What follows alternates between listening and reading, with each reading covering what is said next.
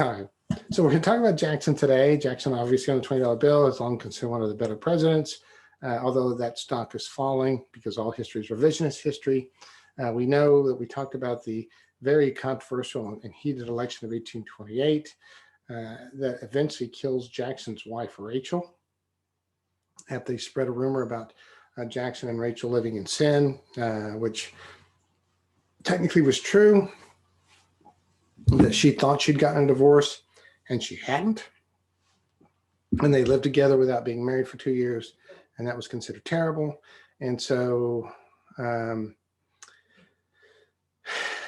she got worried to death, literally worried to death, and died almost immediately after he won the election. So Jackson's going to be sworn in this election. He's 61, so he's pretty old for the time period. That's not old today. Shut up, everybody. And when he went to his inauguration, he's dressed completely in black out of respect to Rachel, who had died. After he gave his inauguration speech, he mounted his horse. He rode to the White House where they had a reception. And get this, everybody was welcome to come. It didn't matter. Anybody could go to his reception. You're Joe Blow on the street, you can go. Anybody can go. And so all of a sudden, all these people just flood the White House. They go through all the rooms. They're breaking dishes, knocking over the waiters. They're leaping on the furniture. I mean, if you ever had a party at your house and served alcohol, this is what's going to happen. They're all trying to shake the president's hand, get a glimpse of him. And of course, what do? I mean, the crowd's getting out of control. They're spitting on the carpet. They're doing everything horrible, right? It's almost like an Azle city council meeting. That's how bad it is. And so how do you get them out? Well, they try to catch people. Would you please leave? Would you please leave? They wouldn't leave. They moved the alcohol outdoors. As soon as they moved the alcohol outdoors, everybody went outdoors. Now, see if this sounds familiar too. Okay, so when we look at today and the Biden presidency, and Biden's 78, right? And so there are, of course, a lot of people who think, okay, he's 78, he's got to be a one-term president. Who's going to take over for him? Well, that was the same thinking with Jackson, is that, okay, look, Jackson's 61, he doesn't look good, he's not going to be around for a second term. No one thought he'd serve a second term. And so early on in the Jackson presidency, there's a jostling to see who will succeed Jackson. Now, on one side is the Secretary of State, Martin Van Buren of New York. And on the other side is that brilliant man we've talked about before, the Vice President, John C. Calhoun out of South Carolina. And so much of the political history in this next couple of years is going to be over the rivalry between these two men, as each one of them wants to be Jackson's successor. And early on, it's clear that Van Buren's going to be the guy because he was known as the little magician, the Red Fox, because he was so skilled politically at his timing and his tactics. Whereas Calhoun was a very thoughtful man, heavy brow, that sort of a person. Calhoun, like I said, was a towering intellect, but he had no sense of humor. But you still couldn't take him lightly, right? And I think I made the quote that somebody who talked to Calhoun said, I hate a man who makes me think so much, and I hate a man who makes me feel my own inferiority. Take that, Anthony. That's what I feel. And so he certainly had a metaphysical brain. It was just amazing, the guy. But that doesn't do you any good unless you have the political skills. And so early on, we're going to see this take place. Van Buren's going to be lucky. And one of them is going to be the Peggy Eaton scandal. Her full name is Peggy O'Neill Eaton. She was the daughter of an Irish tavern owner. She was a vivacious young widow whose husband, get this, had supposedly committed suicide upon learning of her affair with Tennessee Senator John Eaton. So it seemed very suspicious. And Eden had become the Secretary of War. Well, for the proper ladies of the Washington, D.C. social circuit, they looked at Peggy Eaton as a woman beneath them, right? She's tavern owner. She supposedly had an affair. Her husband killed himself. And the vice president's wife, Floride Calhoun, really hated her. And so said, we're not going to, this is almost going to sound like Rudolph the Red-Nosed Reindeer. We are not going to invite her to any parties. We're going to snub her. We're not going to talk to her. And so she is miserable, absolutely miserable. And of course, if the wives won't talk to her, neither will the cabinet members, because they don't want to make their wives unhappy. The only cabinet member that actually pays attention to her is Martin Van Buren. Martin Van Buren goes over to Eaton's house, has dinner with her, bought flowers. And you're saying, well, what about Van Buren's wife? Well, she's dead. He's a widower, so it doesn't matter. And so Van Buren lavishes all this attention on Peggy Eaton. And then Van Buren goes to Jackson and he says, you know, Mr. President, it's really terrible how they're treating Peggy Eaton. It's really unfair and she's miserable. And you know what it reminds me of? It reminds me of how your wife was treated before she died. Well, of course, Jackson buys into this. He is outraged and declares in a cabinet meeting that Peggy Eaton is a chaste woman, which, okay, I'm not sure how that comes up in a cabinet meeting, but it does. And he orders his cabinet to start paying attention to Peggy Eaton. Now, that still doesn't happen very well, according to Martin Van Buren. Of course, we can only take Martin Van Buren's word for it. When he has an axe to grind, he said that there was an Eaton malaria, that every time there was a party, people would call in sick. Well, this will drive a wedge between Jackson and Calhoun, since Calhoun's wife was leading it. Jackson will start to rely on what he would call, and this is a famous thing, the kitchen cabinet, his informal advisors that would meet in the kitchen. But he and Calhoun started losing their friendship. Now, Jackson will also use his power of the veto to strike back at his political enemy, like Henry Clay. He didn't like Henry Clay because of the election of 1824. Clay was trying to get a road, what they call the Maysville Road Bill, built. It would link up the National Road via Cincinnati. And Calhoun also supported it, and Jackson vetoes it. Now, he vetoes it for one reason only. He vetoes it so that he can strike back at his political enemies. That's the way Jackson works, right? If you cross him, he's not going to forgive you. We know that because how many people did he shoot? So Calhoun's got a problem in the Jackson administration, and here's his problem. Early on, when Jackson came on, if you remember way back when, he was one of the war hawks, a big nationalist, right? Expanding the national government, expanding roads, going to war with Great Britain, try to seize Canada, try to seize Florida.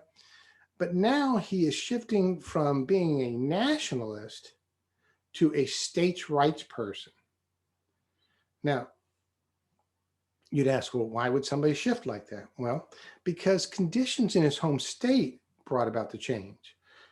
South Carolina was suffering from an agricultural depression.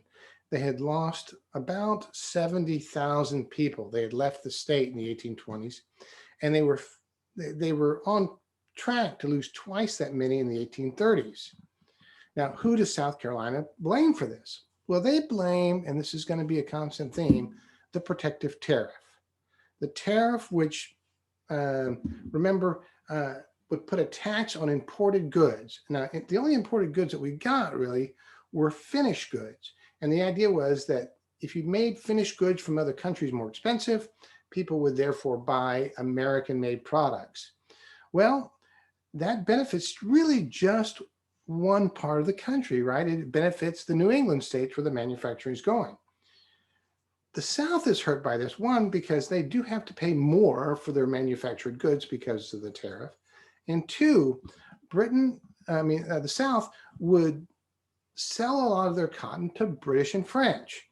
But for the British and French to buy American cotton, they had to pay in American dollars. And where did they get American dollars? Well, they got American dollars by selling their finished goods in the United States.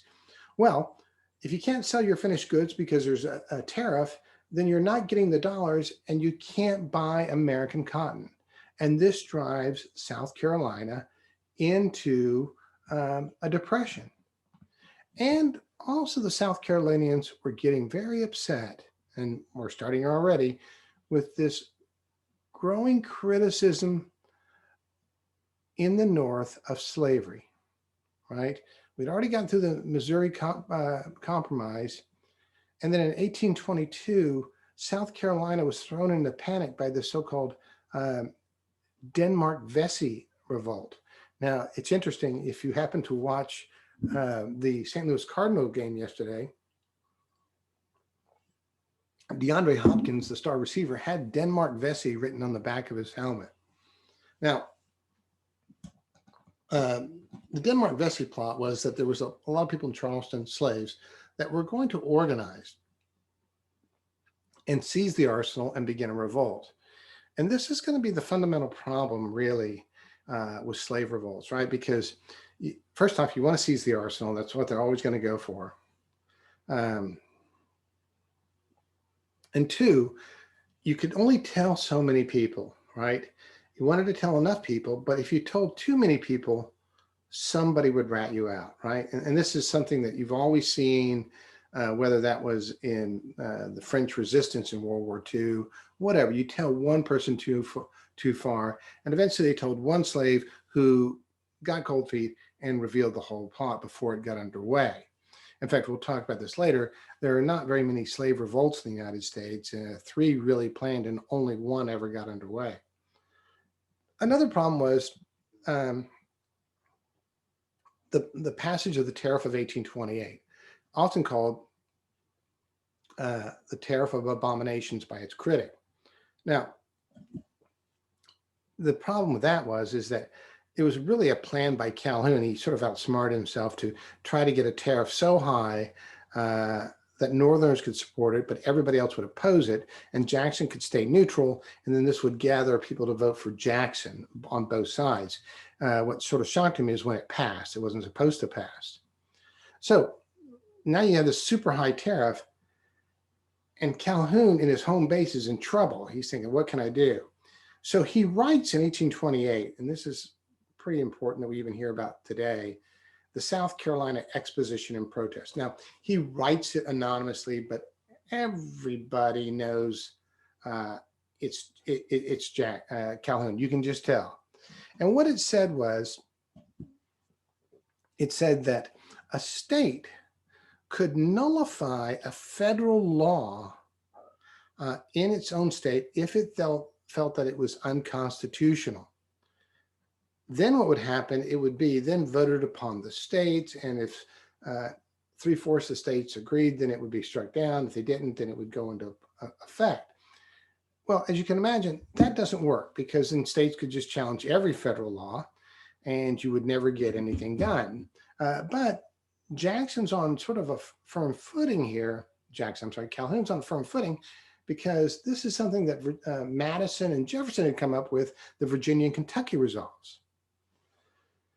Well, that's going to bring us to one of the famous Senate debates. And if you're ever in Boston and you go into Faneuil Hall, in the upstairs part, they have a huge painting of this famous Senate debate, the Webster-Hayne debate. Now, South Carolina leaders did not like the tariff, but they didn't do anything about nullifying it until the election of 1828, because they said, okay, maybe Jackson will change it, but he didn't. And there the issue stood until 1830, when the great Webster-Hayne debate sharpened the lines between states' rights and union. Now, they don't really go into the debate thinking, let's talk about nullification. Is can states nullify a federal law, which, by the way, Rick Perry tried to throw up during the Obamacare issue. And people ought to tell him this has already been debated. The immediate occasion for this debate was the question of public lands. The federal government still owned immense tracts of unsettled lands out west. And the issue of what to do with these lands hit center stage in a sexual debate. In 1829, a senator from Connecticut, Samuel A. Foote, otherwise pretty obscure senator, proposed that the federal government restrict land sales in the West. One of the reasons that you could argue that you would restrict, or at least some said they were trying to restrict land sales, is because Connecticut, a New England state, didn't want people to have the ability to leave the New England states so that they would have a cheap supply of labor. Western states saw this as a way of preventing their growth. Instead of letting people to move out west, they would be trapped back east. So when the Foote resolution came before the Senate in 1830, Thomas Hart Benton of Missouri, you remember him, he beat the crap out of Jackson in Nashville at one time, denounced it as a sectional attack to stop settlement of the West so that the East may maintain its cheap supply of factory labor. Well, South Carolina Senator Robert Hayne took Thomas Hart Benton's side. Why? Because he's trying to unite the South and the West together against the North. If this is anything about whether Hayne really believes this or not, he's just trying to create an ally. He thought, well, if we can get them together, they can keep voting for Jackson. And if he could support selling cheap lands in the West, the Southerners could gain Western support for lower tariffs. So Hayne said that the government endangered the Union by imposing any policy that would cause a hardship on one section to benefit another. For example, the tariff benefits one section or the other. The use of public lands as a source of revenue would, in his minds, create a fund for corruption, fatal to the sovereignty and the independence of the states. He's arguing that, look, you should be giving that land away and encouraging growth. If you're selling it, then you're going into the hands of land speculators, land jobbers, whatever. Well, the guy who stands up to defend the New England area is, of course, the greatest orator of the day, and that's Daniel Webster, by far. It's amazing that we don't see any modern films about Daniel Webster. He's got a thunderous voice. He's a theatrical flair. He was recognized as probably the nation's best orator and best lawyer at the time. He had argued several times before the Supreme Court. And he argued that that the East had never shown a restrictive policy toward the West. He said, no, we've always supported the growth of the West. But then he rebuked the Southerners, who he said, and I'm quoting here, hang on, habitually speak of the Union in terms of indifference or even disparagement. And he said that Haynes had raised the false specter of consolidation, that is, splitting up the Union. And what Webster's trying to do here in a very adroitly way is to lure Haynes into defending states' rights and upholding the doctrine of nullification instead of pursuing this coalition of the West. Haynes takes the bait, right? Now, Haynes is an accomplished speaker, too. These guys are all pretty accomplished speaker. And he immediately launches into a defense of the South Carolina exposition and protest on nullification, and appealed to the examples of the Virginia and Kentucky resolves that were created by Madison and Jefferson. He brings up the Hartford Convention, which wanted to taking the same position about the War of 1812 as South Carolina did. And his argument is, he said that the Union constituted, and this is important, constituted a compact of the states in which the federal government was their agent and could not be a judge of its own powers, or else its powers would be limited. He said, rather, the states remained free to judge when the agent had overstepped its bounds of constitutional authority. He said the right of state interposition was as full and complete as before the Constitution was formed. So in other words, what Hayne is saying is that the Union was created by the states, and therefore the states are the ultimate arbiters of the power. Well, Webster disagrees with this. He said, from the beginning, the American Revolution had been a crusade of the united colonies rather than each of them separately. And he even points out, if you look at the first three words of the Constitution, it doesn't say we the states. It says we the people. He said true sovereignty resided in the people as a whole, for whom both the federal and state government acted as their agents in their respective spheres. He said that if a single state could nullify a law of the general government, then the union would be, and I quote here, a rope of sand. It would be a practical absurdity. There wouldn't be a union. Instead, he said the Constitution created a Supreme Court with final jurisdictions on constitutionality. He said a state could neither nullify a federal law nor secede from the union. He said the practical outcome of nullification would be a civil war. Wow, look, he's got that down already, right? And then Webster's closing statement became an American classic that, by the way, school children used to have to memorize. We don't do it anymore, but they did. And I will tell you what it is, but I will not do it as well as Daniel Webster, the godlike Daniel, as people said. He said, when my eyes shall be turned to behold for the last time the sun in heaven, may I not see him shining on a broken, dishonored fragments of a once glorious union. Let their last feeble, lingering glance rather behold the gorgeous ensign of the Republic blazing on all its ample folds as they float over the sea and over the land.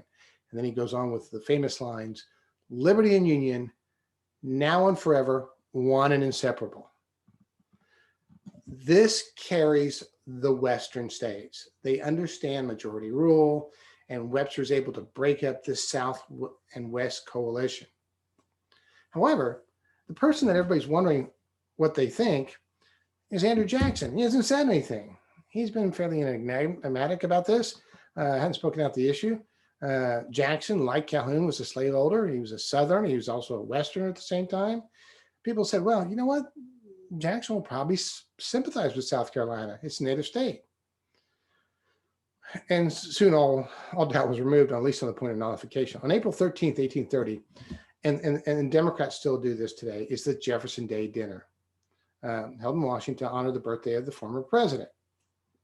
It's a party affair all the time. But John C. Calhoun's men controlled the arrangement of the party with the idea of advancing their own doctrine. Jackson, of course, and Van Buren are both invited as a matter of course, the president and Secretary of State. And they too agreed that, hey, Jackson should present a toast. Jackson and Van Buren did, that he should oppose nullification.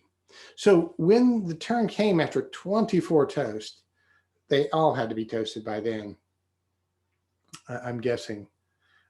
Many of the toasts, because there's mainly Calhoun guys here, were for states' rights and nullification. Jackson raises his glass. And by the way, let's take this with a grain of salt because this comes from Martin Van Buren. So let's just make note of that. According to Van Buren, Jackson raises his glass, looks right at Calhoun and says, our union, it must be preserved. In other words, nullification is a bunch of crap, is what he's saying, and not going to happen. Now, according to Martin Van Buren, Calhoun, who followed, trembled so much that he spilled some of his liquid from his glass. Maybe, I doubt it. But then gave his toast and said, to the Union, next to our liberty, most dear. So in other words, he said, yeah, the Union is important, but our individual rights are more important. And so this is going to create a bombshell between these two people who had once been friends. Jackson and Calhoun are going to be starting to hate each other. And the final nail in the coffin was driven into Calhoun's coffin on May 12th, 1830. And this is something I asked you to remember the last, when we were talking about the Monroe administration. Somehow, who knows how, a letter shows up on Jackson's desk. And it's the letter that Calhoun had written when he was Secretary of War in 1818, saying that we should reprimand Jackson for the Florida invasion. Now, my guess is that Calhoun found that letter and decided that he would somehow leak it to Jackson, which he did. And Jackson is now completely alienated from Calhoun. In fact, at one point, he finally sends him a note to Calhoun. He says, "Understanding you now, no further communication with you on this subject is necessary." So Jackson says, "You know what? I'm firing all the Calhoun people from my cabinet. You're all fired." I mean, it's pretty much he's going, "Do you like Calhoun?" They go, "Yes." "You're fired." "You like Calhoun?" "Yes." "You're fired." I mean, they're almost all fired. And so in the fall of 1831, Jackson says, "I'm going to run for another term."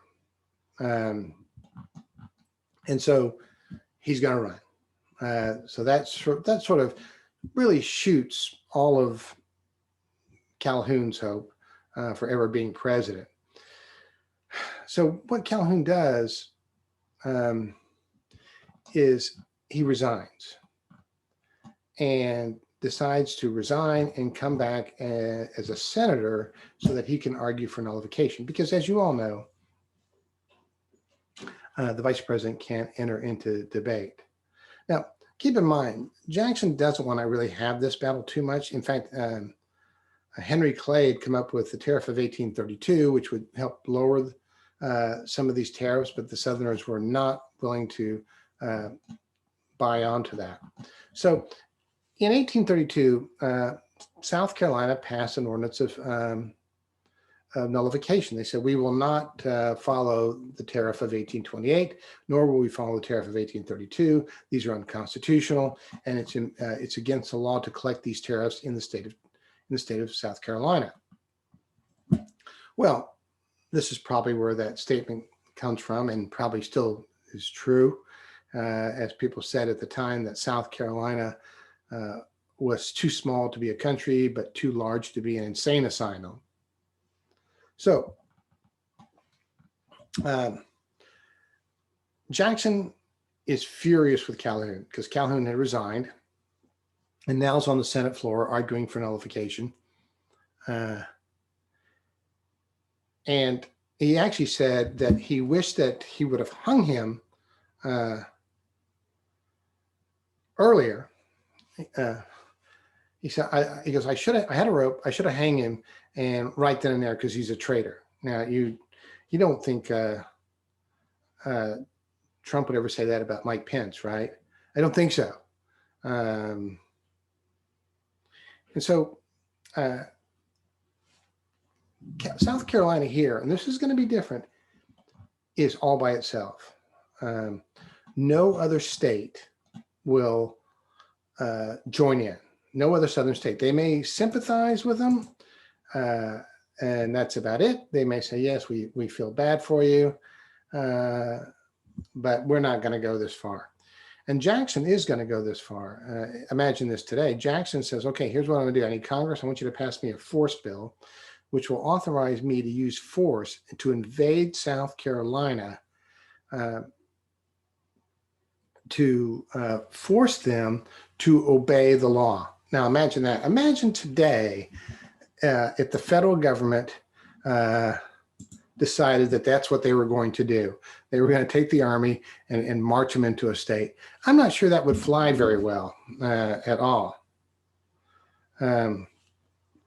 But he plans on, and this is Jackson. Jackson's, this is his home state. He's going to go, "I'll lead the army myself and march down there and enforce this law.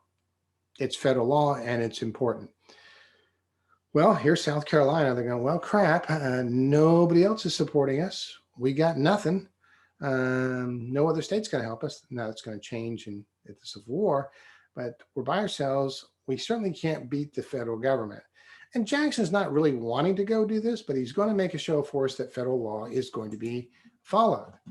Well, fortunately, we've got Henry Clay. Henry Clay, the great compromiser, works out a compromise,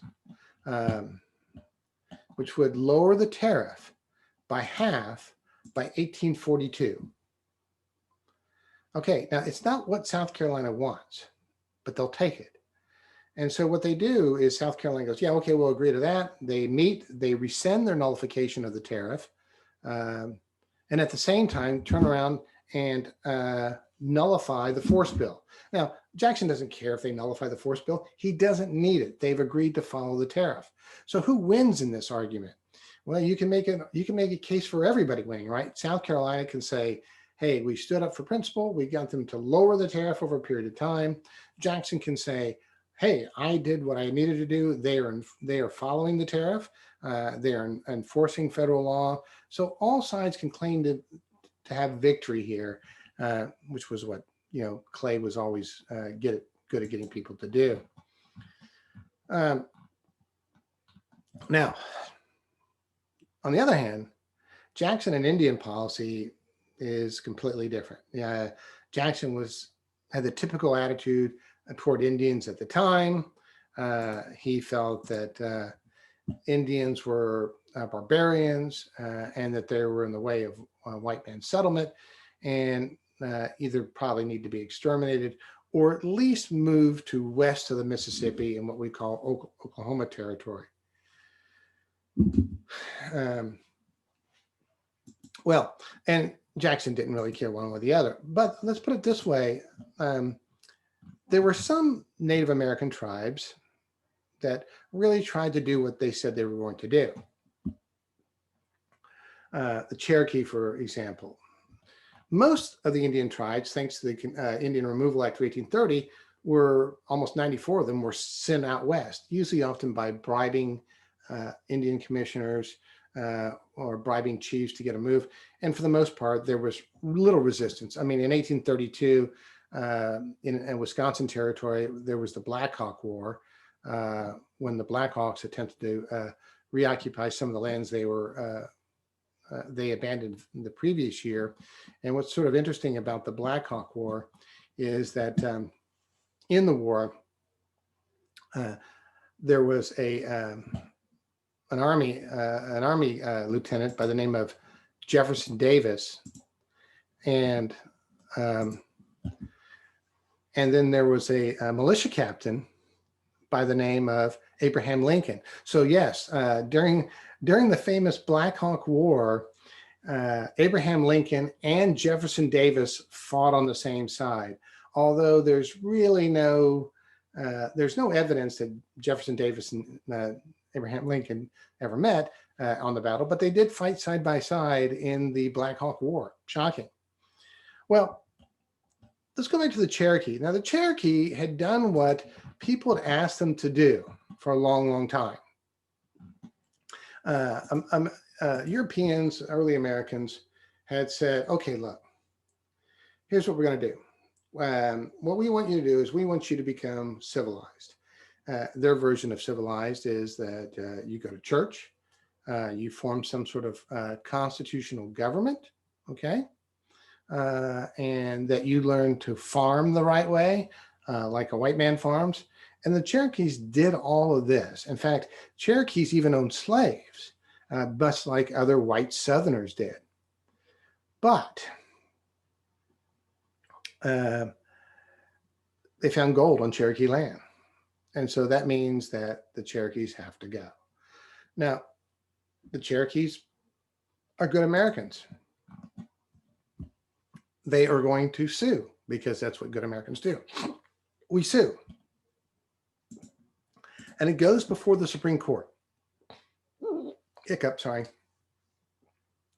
And John Marshall says, because Georgia was trying to remove the Cherokees out, and he said, no, you can't do that. That the Cherokee Nation and even the Native American communities were what he called distinct political communities. In other words, they're nations within a nation, and therefore the only government that can deal with that nation is the federal government. They're in charge of diplomatic relations. Well, pretty much Georgia says, get bent, John Marshall. We are not going to follow your rules. Too bad. We are going to force them out anyway.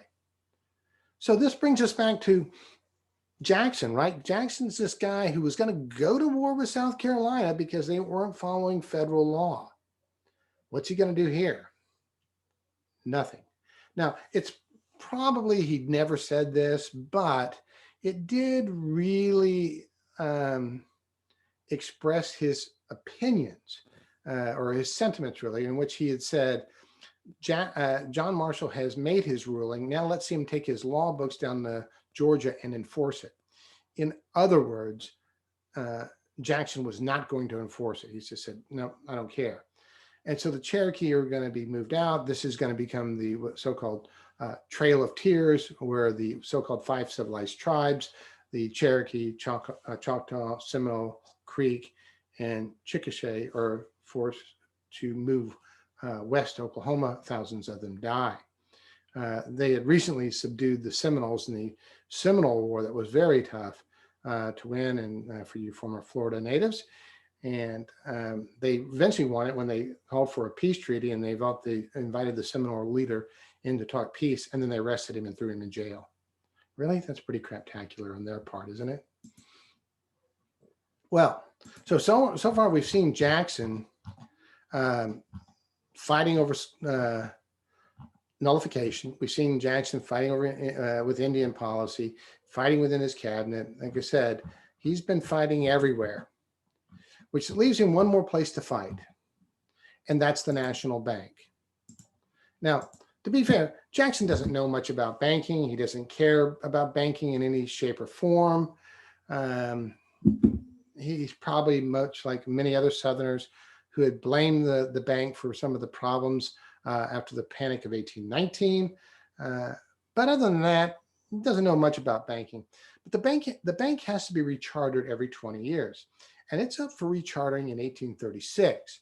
Well, they decided that they would try to recharter the bank, Nicholas Bedell, the bank director, and Henry Clay and others in 1832, push it through fast, thinking that they could get Jackson, if they could get Jackson to veto it, and they believed that most people liked the bank, most Americans liked what the bank did, then they could use the bank issue as a wedge and win the election of 1832. So again, if you think that somehow that a politician using policy to try to win an election it's like a new idea, no. Well, Jackson sees through this pretty quickly and argues that that he supposedly says the bank is trying to kill me, but I will kill it. And he vetoes the reauthorization of the bank. Now, the bank still exists until 1836, but he vetoes the reauthorization and remains enormously popular by it, so much so that he wins re-election in 1832 over Henry Clay. Well, but the bank still exists, and he's going to punish those people. And so what he does is he goes, okay, we're going to take all the money out of the federal bank. Now, he has a hard time finding anybody who would actually do that. His first Secretary of the Treasury goes, I think that's a pretty crappy idea. We shouldn't do it. He goes, well, okay, you're fired. He eventually finds somebody in Roger B. Taney, who later becomes famous from the Dred Scott decision. And they remove all the money out of the banks, and they put them into what they call, his opponents call them derogatorily, pet banks, state banks who were friends with Jackson. This ends up being a disaster because there's no supervision over this money, and most of the federal deposits just disappear. They're embezzled and gone away. Well, that brings up one last thing that we want to talk about Jackson, and that Jackson had become very popular. His opponents knew this. They thought he was a bit of a demagogue, as most populists trend to, I think, in terms of oratory at least. And they started calling him King Andrew I. In fact, there are pictures of him as dressed as like a King George type of figure. And in England, supporters of the king were known as Tories. Those people that supported parliamentary democracy were known as Whigs. And so we get a new party known as the Whig Party. Whiggery, which is a weird word, really. Whiggery is it actually, I actually looked it up not too long ago. It has nothing to do with Whigs. It's sort of it comes from the country term about being a fairly simple person living in the British countryside. But if you supported Whiggery, you supported parliamentary democracy. You supported the legislature over a strong executive. And so you get this new party called the Whig Party. And what unites the Whig Party primarily is they hate Jackson. That's one thing, is they hate Jackson. They hate him for different reasons, right? Some hate him for the bank problems. Some hate him for the nullification crisis. Some hate him for the Maysville Road Bill. Some are Calhoun supporters. It's really a motley crew, not the band Motley Crue, of people that just don't like Jackson. And so they're early on, their overriding uniting force is a hatred of Jackson, right? They didn't like Beat It, Off the Wall, Thriller. Wait, wrong Jackson, sorry. And so they're going to run their first candidate in 1836. Now, Jackson's not going to run again, right? He's almost 70. Although I think around 66, he actually fought off a would-be assassin. Way to go, Jackson. He's not going to run again. And of course, Martin Van Buren is going to be his guy. And that's one way, as a historian once told me, a friend of mine, he says, you can tell great presidents is that they usually win 2 terms and then they get to pick their successor, right? So, Ronald Reagan gets to pick his successor. And that's a rarity that happens. Well, so Martin Van Buren's the man. Now, running against Martin Van Buren, the Whigs nominate 3 candidates: Hugh Lawson White, Daniel Webster, and William Henry Harrison, the original Triple H, minus an H, adding a W in there somewhere. Of course, their idea was to try to divide up the votes, and it didn't work. And the man that wins is Martin Van Buren. The little magician wins. He's finally got the presidency, and his luck runs out. As soon as he becomes president, a massive depression, the worst depression, what we call the Panic of 1837, sits in. A third of the people are unemployed. The rest of the population had its wages cut 40 to 50%. And so when you look at Van Buren's one-term presidency, it's all tied up with trying to figure out what to do with the currency. Jackson had left him in a lurch, partly because of the withdrawal of the funds and not having a centralized banking system, had left him in the lurch, and it just fell off to him. So when we talk about the Van Buren presidency, I think the one of the things you can say is that he's the first president of Dutch ancestry. Hooray. He's the first president born under the Stars and Stripes after the United States had become independent. Hooray. But other than that, not much happens for those 4 years under a Van Buren presidency. But he will run again in 1840. His party reluctantly nominates him. As for the Whigs, they have the winning formula. They are going to start nominating war heroes, and in this case, William Henry Harrison, old Tippecanoe, for winning the Battle of Tippecanoe, and as his vice presidential running mate, a man, a Southern slave owner by the name of John Tyler, which means, by the way, they've got the great slogan, right? Tippecanoe and Tyler too, right? It's better than anything we've seen in the modern era. No one thinks Trump, Pence, Obama, Biden, those are boring, right? But Tippecanoe and Tyler too, that's pretty cool. I'll give them that. Why can't we come up with something like that? No clue. I guess we're not just very original nowadays. So, Harrison runs himself as the uncommon common man. It's true. Well, my campaign slogan is elect Brian Johnson. Incredibly boring. He runs himself as the uncommon man, but he's a very wealthy man, right? And they always do that. George Herbert Walker Bush ran as an outsider when he ran for president in 1988, and yet he'd been CIA president, ambassador to China, representative, vice president. He's not an outsider, right? So he is going to run what they call the log cabin hard cider campaign, right? Because the way you got votes back then is you got people drunk. Why didn't I think about that in my elections? Anyway, As for Martin Van Buren, they hassle him at his speeches, calling him Martin Van Ruin. Yes, drunk Martin Van Ruin. But he has his supporters too. And this is an interesting story that's sort of iffy, but we'll do it anyway. Martin Van Buren was from a town called Kinderhook, New York. His dad had been a barkeeper, and often he was known as Old Kinderhook. And so they formed Old Kinderhook clubs in support of Van Buren. And so you were part of the OK Club. And so you would say, I'm okay. In other words, I'm with Martin Van Buren. And it's one possible origin of the word okay. The other one is there was some thought that Andrew Jackson couldn't spell. Shocking. And he would write on an article or a paper, if everything was fine, all correct. And he'd spell it O-L and then correct with a K. The guy who actually researched this died about 10 years ago. I remember reading his obituary in the paper that said, the man who researched okay. And I go, wow, that's your whole life. And if you think about the word okay, and I know I'm going a little bit off the field here, think about how much okay is used around the world today, right? The Russians say it, the Japanese say it, everybody uses the word okay. So America, woohoo, we came up with okay. Well, we all know this is what's going to happen. William Henry Harrison wins. He's pretty old. He gives a 2-hour speech in the rain. He catches pneumonia and he's dead 30 days later. And yet he's dead 30 days later and he's not listed as one of America's worst presidents. Now you tell me, you got to feel pretty bad when the guy that died 30 days after taking office is listed better than you.